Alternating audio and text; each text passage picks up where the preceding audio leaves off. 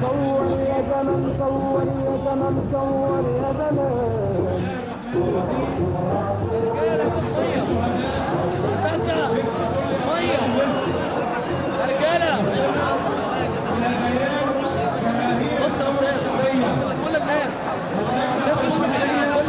لجماهير الثورة يلقي بيان المستشار محمد جبارة رئيس مجلس الدولة.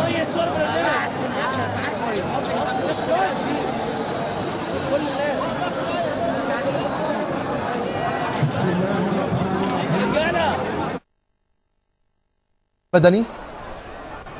لا، هو مش بشكل قاطع مريح، لكن على الاقل بيوري ان هم سمعوا او استجابوا لمخاوفنا، لان اول لما البيان نزل احنا